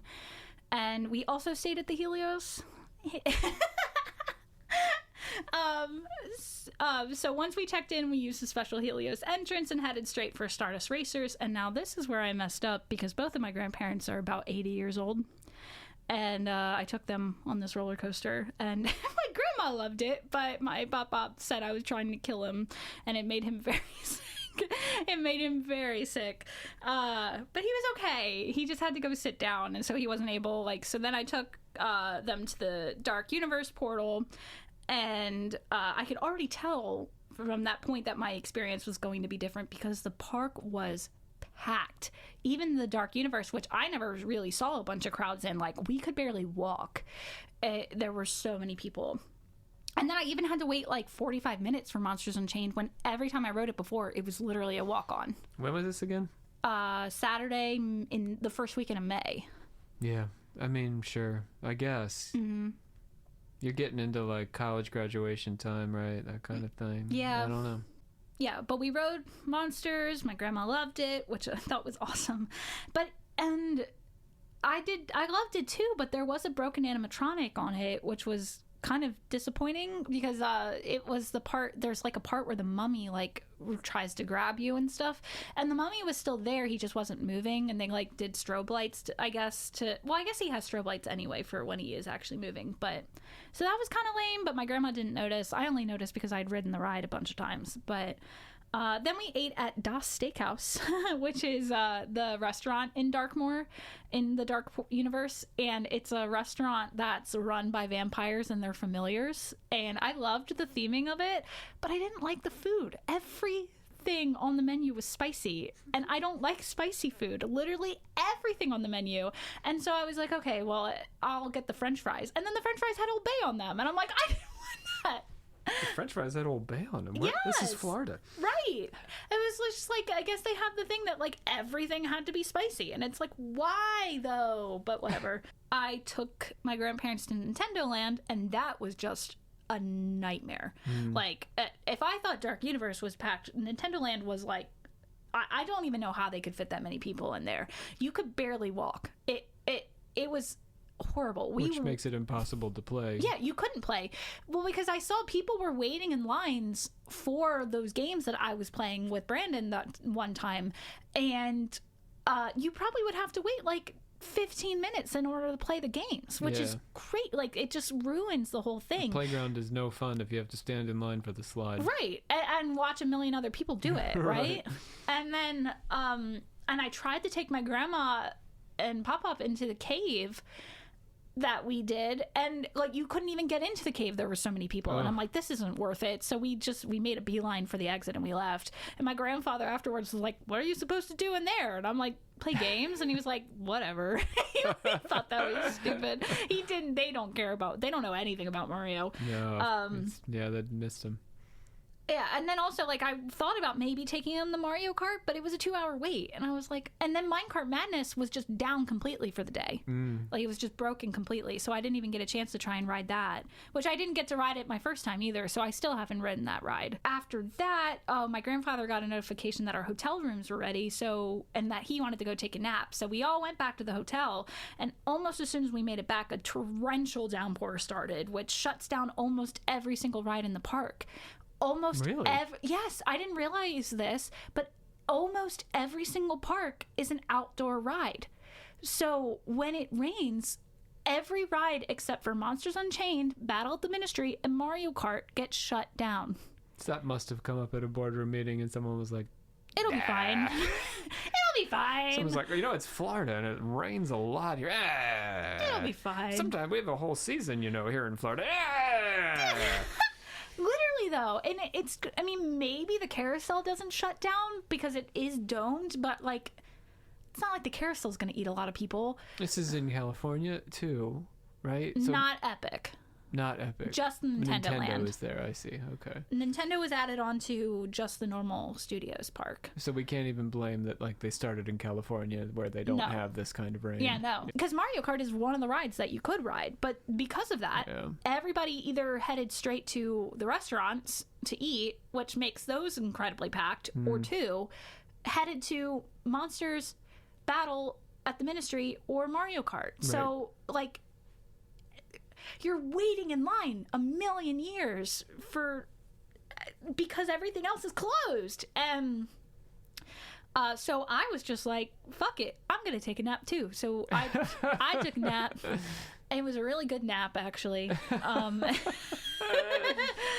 Then my grandma, like, she went to the bar, got a drink, and then, like, after I was done my nap and it finally, like, stopped downpouring, it was still, like, drizzling, she was like, I want to go back out and explore, because she hadn't seen How to Train Your Dragon or the Harry Potter world. So we went, and at that point, the crowds definitely dwindled, and it was like 20 degrees cooler, which was really nice. So, like, grandma bought herself a Frankenstein jacket. I didn't realize that she liked monsters so much, and I'm like, oh, is this where I get it from? So she bought herself a Frankenstein jacket, and then we like walked and we just explored. We didn't want to wait 3 hours for Battle at the Ministry, and so she was like, but I really want to see the magic, like, on the window. So we bought a wand and went, and we just explored the Harry Potter park.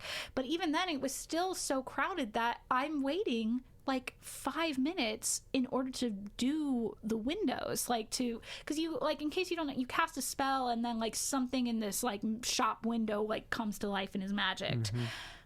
But I think part of the fun of that is exploring and getting to, you cast your spell and then you get to see what happens. So it's kind of lame when I'm sitting there watching, like, 4 people in front of me do it, because then I'm like, what's the point of me doing it, because I already know what it does. Right. You don't have to interact at all. Right. You could have skipped the one. You just walk around and let other people do it. Exactly. But then that ruins but that completely ruins the immersion of it, because it's like, I want to be a wizard. Like, the point of me being here is that I'm a wizard too, and then I get to do it.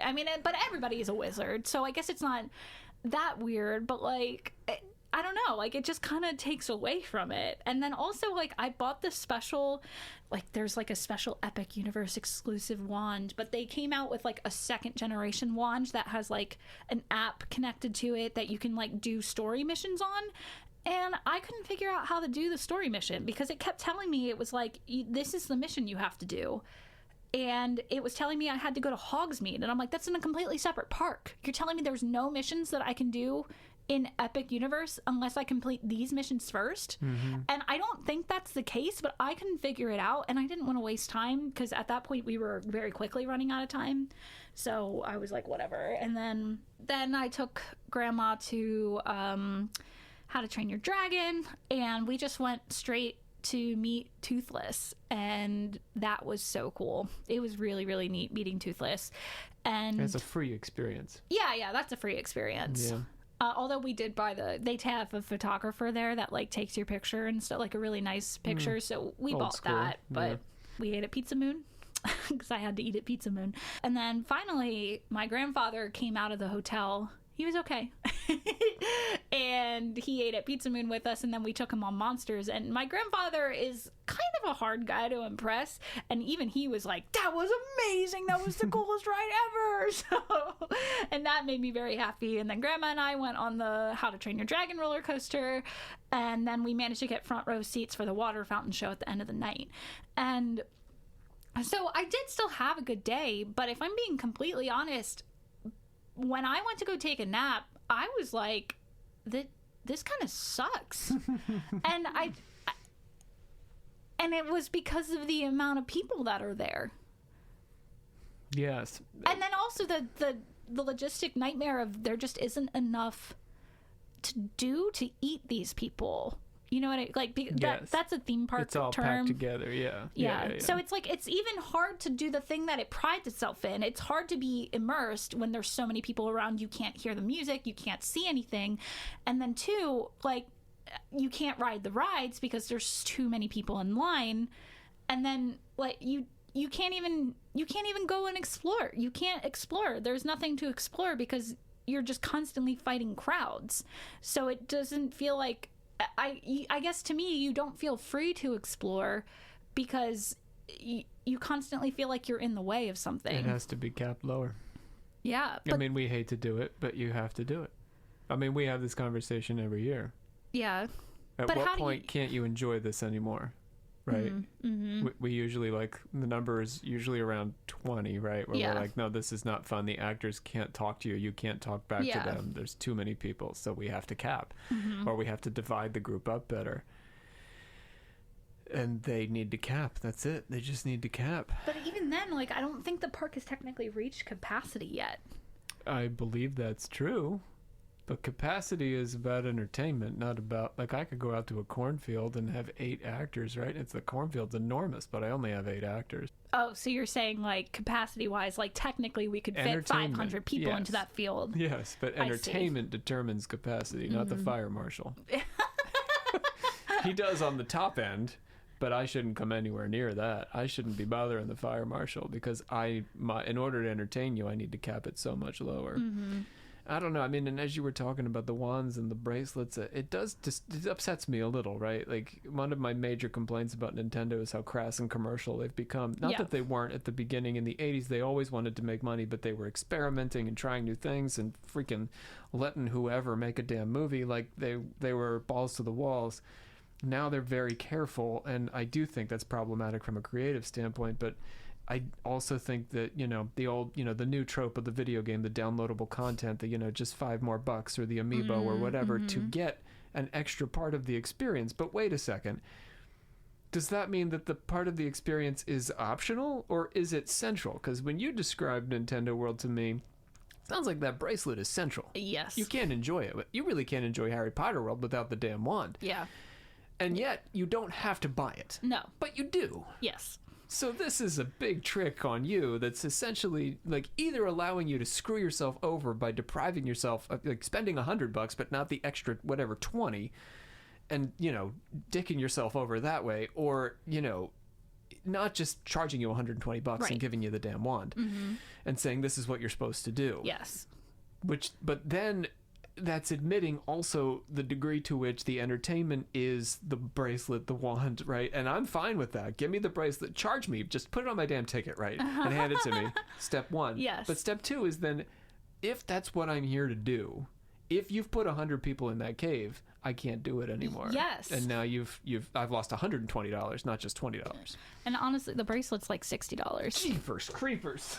If I remember correctly. Do you know I just bought a Famicom because I'm a nerd. It was $40. What is that? A Famicom is the original Nintendo in Japan. You can buy one for $40. Do you know how many Famicom games I can collect for this amount of money? Power Up Bands. Yeah, you don't misquote yourself here. Price. Yeah. $45. Okay. All right. Well, Plus still not tax. great. But so yeah, I could get a whole. I could get the original system on which this company was based for less. I mean, it's got to be imported. I mean, and the wand that I bought was like $100. Holy hell! Yeah. So why is it so much more expensive? It sounds like the band is cooler. The wand, you're just looking at windows. Yeah, the band keeps track of your keys. It keeps track of your coins throughout the land. Even if you get on the Mario ride, the Mario Kart ride, it keeps track of that. It keeps track too. There's like I found on like this subreddit, there's like a war going on. So like depending on what bracelet you buy, you're on that team, and that team for the day can earn so many points. And every now and then I'll see on like the Epic Universe subreddit, and they'll be like, Team Yoshi, what are we doing? And Team Yoshi's in like last place with like 5 points. Meanwhile, Princess Peach has like 200 or something, and they're like, it's fun. But yeah, so like I do agree. Yes, like Epic Universe. I mean, Universal is like pay to win, pay to play. If I think through the wand, like, why is the bracelet cheaper? Because the bracelet is so essential. Yes. Whereas the wand, what they're telling you is this is not as essential because we're willing to charge you this much. Yeah, I can see that, and I'm wondering too, because like I don't know. I don't know. Because I guess you can enjoy the Harry Potter world without it. Like, you don't need it. But also, part of what makes Harry Potter so alluring is that when you're a Harry Potter fan, you want to be a wizard.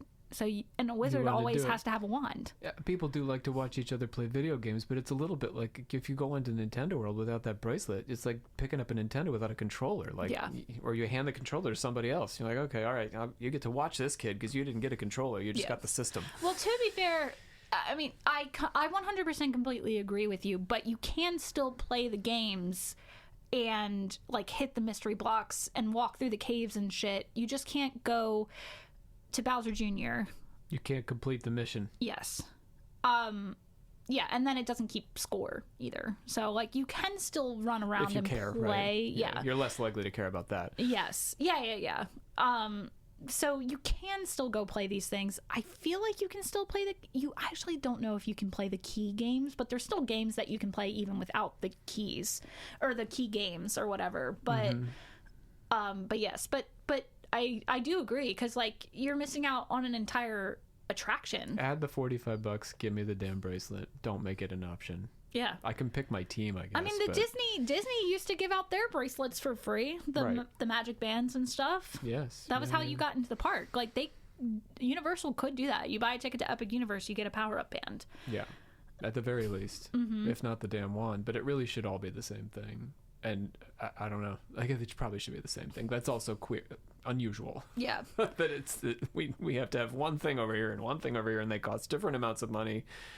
Why is it not one thing that allows you to access everything in all the parks? Right. And then it's only in Mario and the Ministry of Magic, or the Harry Potter parks. Which is odd that the other two parks don't have this interactive feature. Yeah, no. Their interactive features feel more authentic because they're actual actors and environmental storytelling. Yeah. Whereas Harry Potter doesn't. I mean, it has environmental storytelling, but it's like shops and shit. Like, it's like there's no story to tell. You're just like in France, like a wizard part of France. And then with Mario, it's like there isn't a story to tell because Mario doesn't really have a story to tell. You're just like in the video game. Right. But with Darkmoor, there's a whole story to tell, and then there's actors around, and like you'll even like the burgomaster of the town will come out and like tell you the lore of the town and shit. There's like somebody who comes out and plays the violin and will tell you stories of the different Universal monsters. Like there is stuff to explore and do. And the same with How to Train Your Dragon. I would say less so, but like you can run into the characters from the movie. Like they're just out and about walking around and stuff like that, and you can just go and interact with them. And it feels more authentic to me, and it feels more like encouraging you to explore and stuff like that. Although Mario does, but it's also impossible to explore when it's that crowded. Sure. Well, you got to play the game. Yeah, and you have to play the game. But then also, like you said, I didn't even think about that. Like, yeah, if I had bought my power-up band that day and then didn't get to use it, I would have been pissed. Right. It's a lot of money to put into not being able to do the damn thing. Right. Yeah. But if you didn't get to use it, you had a terrible time anyway, because the point, in large part, is I brought my power-up band, and I ended up taking it off because I was like, well, I'm not going back to the Mario Land, so there's no point in me having it. Yeah, and we can forgive that, they don't need actors in Mario Land. That's not what a video game's about, No. right? Yeah, or you're the character. The immersion is what it's about rather than the story. There can be a story, and there often is in video games, but they don't matter as much. I mean, I think that's the problem with Harry Potter. The monster movies are very straightforward and simple, and Harry Potter is a sprawling, insane melodrama, like so convoluted. Like it makes comic books look like they're for I don't think this is true. Comic books also are like insane melodramas, but it's so convoluted, so many plot points. How do you make this a couple hour experience when you got to go do couple hours in all these other places? It just doesn't fit so well. No. Especially not the Ministry. Like this French world, I don't know. And maybe I'm biased because I just don't really care about Harry Potter. But I just it's hard to. I think I always thought it was hard to adapt. Even watching, footage of these parks and how they function and they're entertaining and all. But you really have to go in with the deep level of lore to be able to engage with this, which is not true of Mario. You could have just played one freaking game and be able to be like, okay, or not give a shit, just be like, oh, this weird Japanese crap everywhere, Yeah. Yes. And then the How to Train Your Dragon Land's cool. Like my grandma has never seen the movie, and she was like, meeting that dragon was so cool. What's Dragons his name and again? Vikings, big deal, right? Like you can just go roll with it, right? You're in freaking Norway Epcot, right? Like, who cares? And then and like you said, monsters are simple, and especially you can very easily put yourself in that movie because you're like, oh no, I'm being chased by a monster. Like any asshole can be chased by a monster. Yeah. You saw them at Halloween when you were 3. Like they've been with you this whole time. Yeah. So I don't know. It's really interesting. And then I feel like to help fix the problem, like you said, they do need to limit capacity, but they're not going to do that because they want to sell tickets. Well, they got to pay for the days when it is fun. Yes. Yeah. Yes. That's the economics. Nintendo's probably got the right line here, but they need to cap their attendance because they're not paying actors. I don't really know what the equipment costs, right? But once you've set it up to a certain extent, I bet there's good economics in that park. Oh, that reminds me too. Something that I didn't say on my trip with my grandparents was so many things were broken. Like almost everything in the Mario Land was broken. Like all the coins and the Goombas that were walking around up there, like the coins were still spinning, but like the Goombas were broken. Yeah, never mind. Like the animatronics are expensive to maintain. Yeah. It's all about staff, and right? the water was drained, and they were like renovating the fountains. So like half of the fountains in the park just didn't have water, and you didn't have access to like the garden part of it because they were renovating it.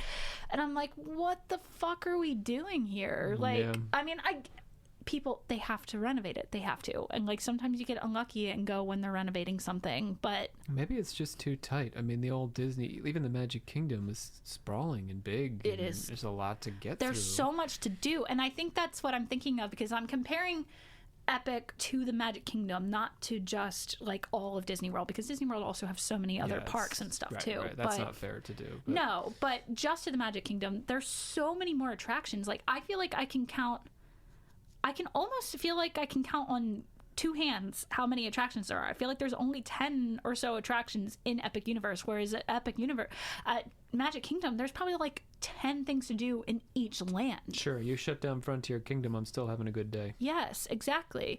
But like you shut down, like any one single park and you're a little stuck. Totally. I mean, the rain completely shuts down everything in How to Train Your Dragon Land. Like it's just closed. It really is. That's a bummer, right? If I bought my daughter there, right? And she loves these movies. And we're like, oh, oops. Guess it's just Mario for you today. You can still walk around, but you can't ride it. Excuse me, you can't ride any of the rides. You need to really get into Dracula fast. I'll get her into it. It's okay. Okay. But yeah, so they need more rides, I think. They need more high capacity rides, especially. Or expand the immersion. Yeah. But how do they do that? You need more, theoretically you need more space. Yeah, they definitely need more space. I will say that I do think every land except for How to Train Your Dragon Land is pretty tight. How to Train Your Dragon Land feels a lot more open to air, whereas like everything else has kind of like narrow-y type corridors type things. Even like I see that even online when I watch walkthroughs. Yeah. So Do I recommend Epic Universe? Yes, but I also, like, you need to be Google careful. when to go. Yeah. It really feels like it's like gambling almost. Like it's like a 50-50 shot of whether or not you're going to have a great day or not. And let's hope that's the case, and not that they've reached a point where they can't keep the animatronics serviced, and where they, you know, everybody knows where to go and what to do, and everything's being flooded. And maybe when you were there the first time, people didn't know that you had to go down to the cave, but now that you know, there's a line for the cave. I mean, that old, That's true. If you're going to Epic Universe, just maybe try to go during a weekday. Google it. Google when to go. Yes. Buy the band and tell them when you buy it, you should have had this with your ticket. Well, maybe don't do that, because that poor employee is going to be like, fault. I don't give a fuck. They're like, welcome to, I am a celestial citizen. I'm a Celestian. Crash your credit, please. Thank you for riding along with us. Please watch your step as you exit, and remember to take all personal belongings with you.